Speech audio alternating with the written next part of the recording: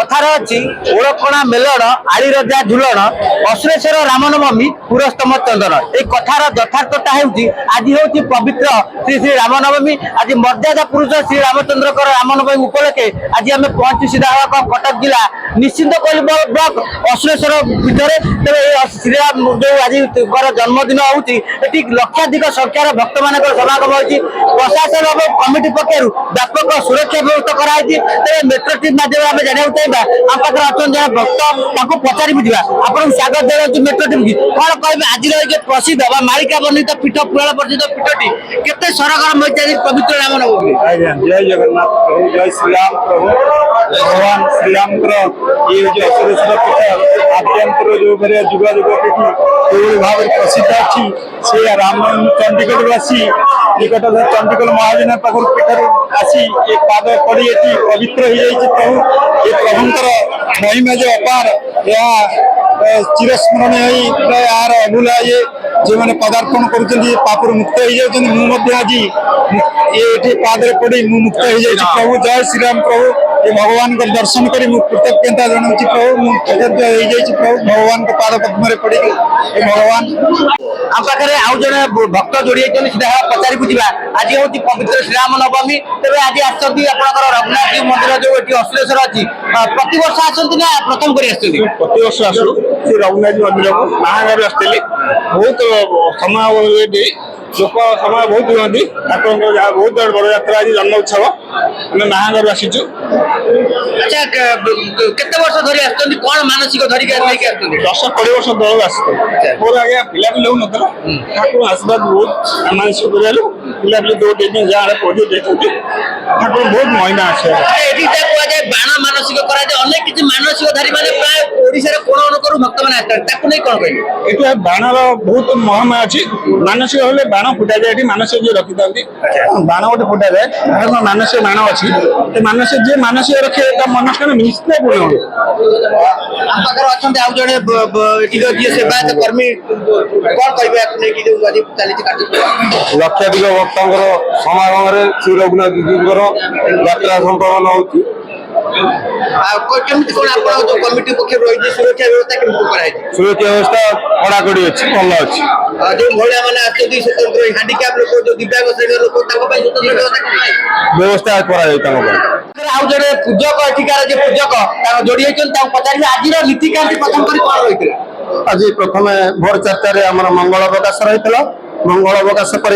श्रीजीवर महास्नान पर जन्मोत्सव पर पहली धूप सरी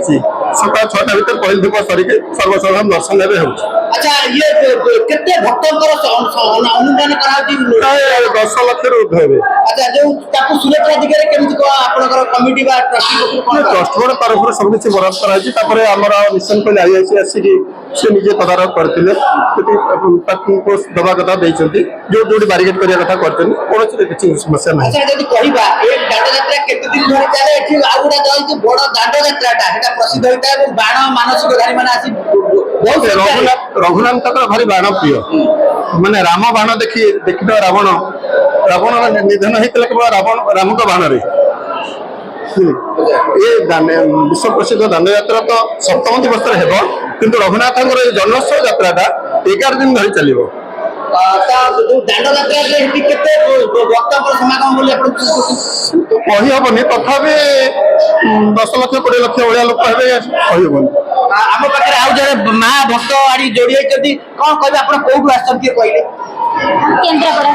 बालियारू आसछु प्रत्येक वर्ष आसते प्रथम कर अरे फास्ट है मु कभी आसनी एटा फास्ट वर्ष अनुभव कौन कर आज पवित्र श्रीराम नवमी उपलक्षे आज आसी पहुंचती जो अश्वेश्वर माने रघुनाथ जी मंदिर रे केमिति को अनुभूति लागुछि भल लागुछि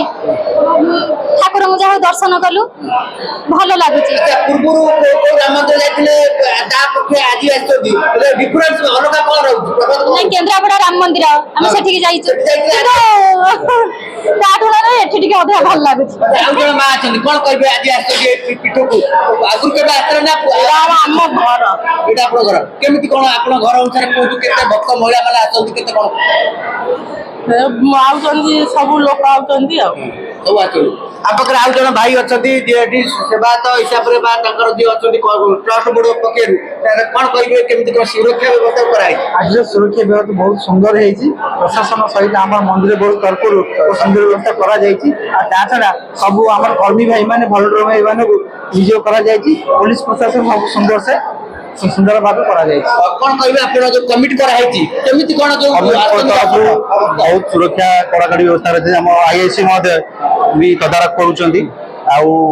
ସବୁ ଶାନ୍ତି ଶୃଙ୍ଖଳା ସହିତ ପରିଚାଳନା କରାଯାଉଛି। 11 ଦିନ ଧରି ଏଟା ଚାଲିବ। 11 ଦିନ ଧରି ଚାଲିବ। ବଡ କଥା ଯୋଉ ଦାଣ୍ଡ ଯାତ୍ରା ରହିଛି 8 ରୁ ଆହୁରି ରାତିରେ ସେଟା ହବ। ବହୁତ ଜନସଂଖ୍ୟା ହେବେ। କେତେ ରାତି ହୁଏ କେତେ ପର୍ଯ୍ୟନ୍ତ ଚାଲେ? ସନ୍ଧ୍ୟାରୁ ଆରମ୍ଭ ହେଇଯାଏ। କେତେ ରାତିରେ ସକାଳ ପର୍ଯ୍ୟନ୍ତ ଚାଲେ।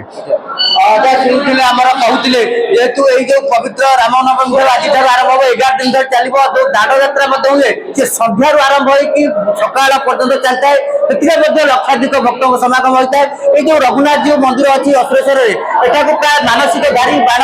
ଯୋଉ ଆସନ୍ତି ବାଣ ମାନସିକ କରିଥାନ୍ତି। ଘଟ ଘଟାଠାରୁ ଆରମ୍ଭ କରି ବିଭିନ୍ନ ପ୍ରକାର ମାନସିକ ନେଇ ଆସିଥାନ୍ତି ଏବଂ ଓଡ଼ିଶାର କୋଣ ଅନୁକୋଣରୁ ଭକ୍ତମାନେ ଏଠାକୁ ଛୁଟି ଆସିଥାନ୍ତି ଯେହେତୁ ତାଙ୍କର ମାନସିକ ପୂରଣ ହେଇଥାଏ। କଟକ ଜିଲ୍ଲା ମାହାଙ୍ଗା ବ୍ଲକ ବା ନିର୍ବାଚନ ମଣ୍ଡଳୀର ଏଇଟା ହଉଛି ଅସୁରେଶ୍ୱର ରାମନବମୀ ମନ୍ଦିରରୁ ଅର୍ଜୁନ ସାହୁଙ୍କ ରିପୋର୍ଟ, ମେଟ୍ରୋ ଟିଭି।